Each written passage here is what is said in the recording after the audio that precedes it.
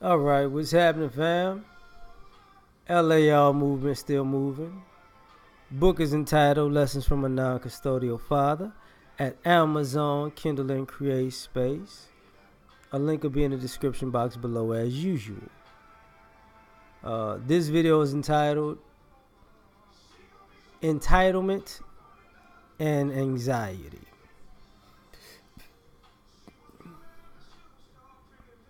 There's a part where we have a society of spoiled brats who think everything should be handed to them.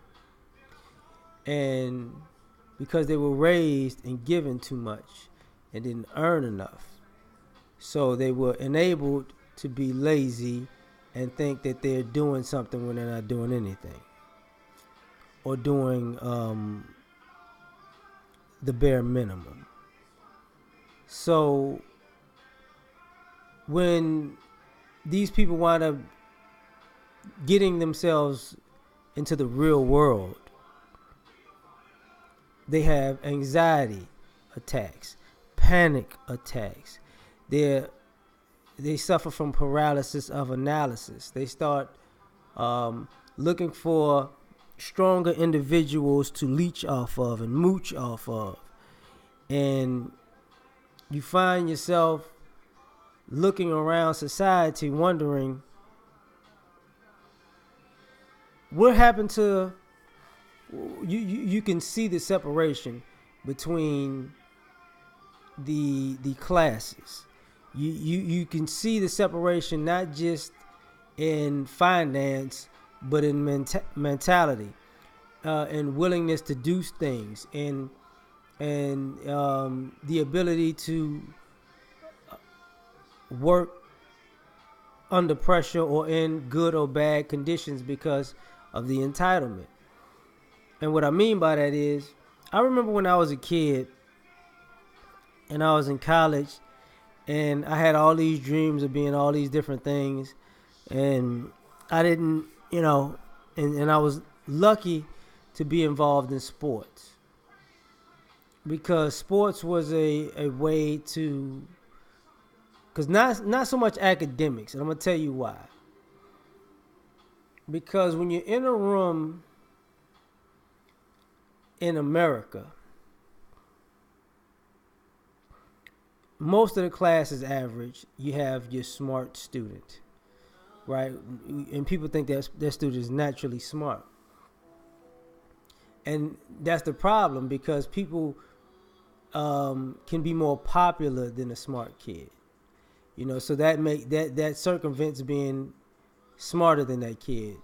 And then you have people who got all A's, but you see the other geniuses and school, intellectuals who grew to be nothing because they couldn't actually put their intelligence into practical application. So those who know how to do it. Those who don't, teach it, kind of mentality. But sports was different because you could see that this person was better than you, and you saw them working and you saw why or what they did. You was like, well, to get better than them, I'm gonna have to get on their level and work as hard as them and get, better than them on that aspect, and then I'll gradually grow. Because people didn't think people were going home and reading books and studying for hours. They just didn't think like that when I was younger. Where I was at, rather. And there were some very smart people there, but people just couldn't put it together like, yo. But this is what I mean by the entitlement part. There's always that part of you that when you see the effort and the work that it takes to get to a point that you want to be at from another person, you see people either say, yeah, well, I'm gonna have to do that. I gotta do what I gotta do. But what you see more so is people say, I ain't doing that. I ain't doing all that. That's too much. And my old football coach, high school coach, used to say, you got to pay the piper. Whether you gonna pay it young, you gonna pay it in middle age, you gonna pay it when you're old. Somewhere along the line you got to pay the piper, and it's better to pay it young so you don't have to pay it when you're old.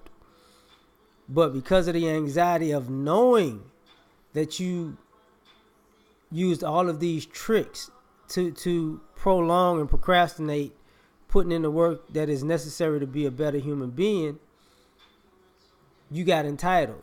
I could talk my way out of this. I could network my way out of this. I could social media fake it till I make it my way out of this. I could scam my way out of this. And always circumventing the real process puts you deeper and deeper into a hole.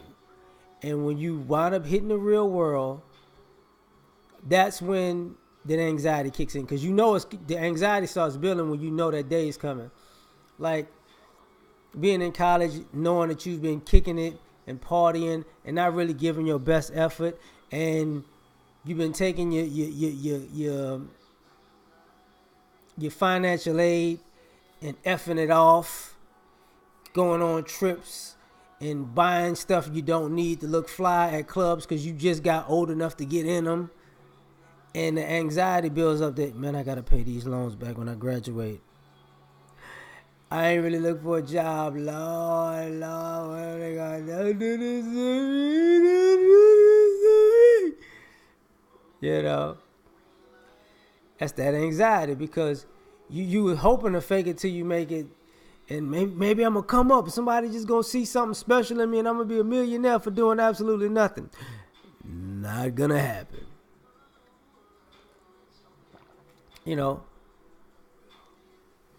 That's why, I don't even watch television.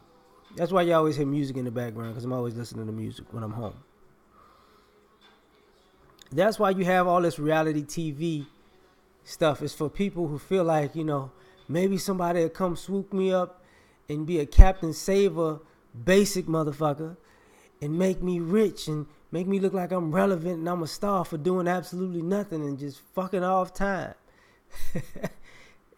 But because if you keep selling that, you're going to have more and more entitled people thinking that, if they could just act as degenerate as possible, maybe they'll get picked up for a season on TV, right?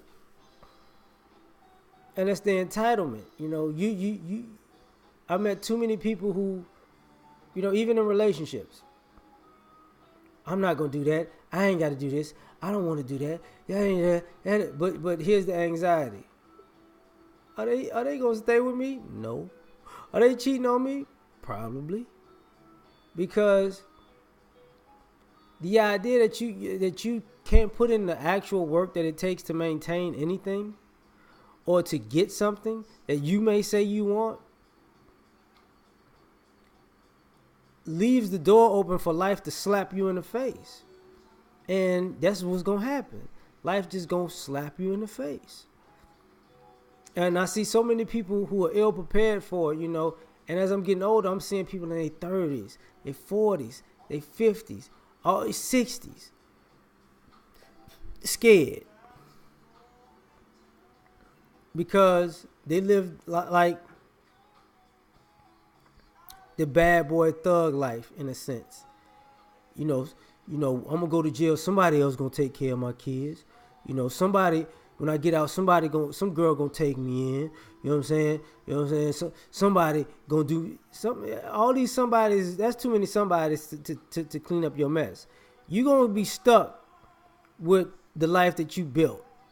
And when all of the somebody say, nah, you're on your own, you lose your mind, because life is so unfair because people made you become an adult. And nobody's trying to hear that. You see kids freaking out all the time. But I don't want to be grown. I want to live with you. I don't care that I'm 29 and I don't want to go. You see that too much.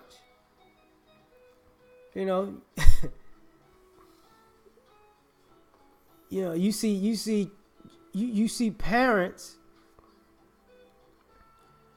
who don't, and I'm gonna try to say this properly. You see parents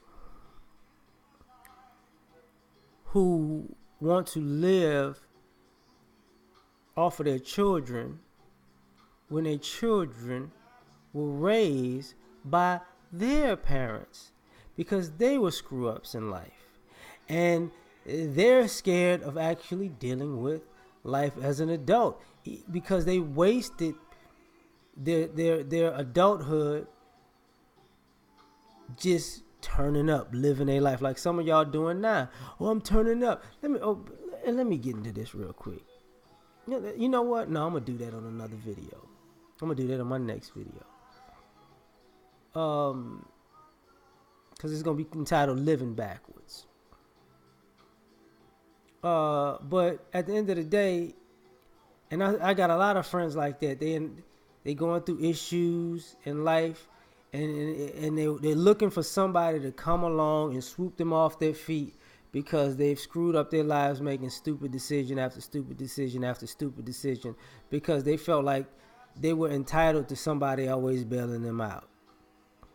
And now that they can't, you know, when you just hit grown, you know, I don't care what age that is. When you hit grown and you know for sure people gonna give you but you grown, like you grown. You don't need all this help. Like you grown. Like they ready to piss in their pants because how dare you tell me I'm grown? I'm just because I'm old don't mean I'm not childish. I'm in arrested development. I need you to help me. I need you to come pick me up and give me a ride to the store, and I'm gonna give you 50 cents for gas. I need you to give me money on my light bill because I just sat in the house all month and just did nothing. But if you pay my light bill for me, I'm gonna take the money and I'm gonna post it on Facebook like I'm doing something. You see what I'm saying? Like, nah. Y'all gotta live with it, man. You know that was the beauty of game time. You know, if you thought you was better than somebody because you was entitled, because God gave me the gift. You know, booby, you didn't live. This is God given. All I gotta do is show up. Then you gonna be holding your knee like Friday Night Live. Ah! I know that's messed up to say, but that's real. You know. Because a lot of people have the anxiety of game time. And I see this before I get out of here. I see this a lot where people who are entitled and just have this delusional confidence in themselves that went from not accomplishing anything. They've tried their damnedest to get away from proving that they are everything that they said they were. I'm the best. Okay, well it's time to go. Oh, well, look at the time. We're gonna do that. We're gonna prove it. Next millennia. I got some things to do. I got to. No, you can't talk all of that shit without proving it. You show and prove. You say you this, you gotta prove it. Now people don't want to do that, and people have that anxiety. Oh, I'm a baller. Okay, well show me that you're balling. Well, I got I'm gonna show you. Just get back to you. I'm a boss. Oh, okay. Well, look here. I need you to come here and do some boss stuff. I don't know about all that, pimp. You know what I'm saying? That type of stuff. But that entitlement breeds that anxiety. You know, and guess what? You gonna pay the piper, whether you like it or not. We out.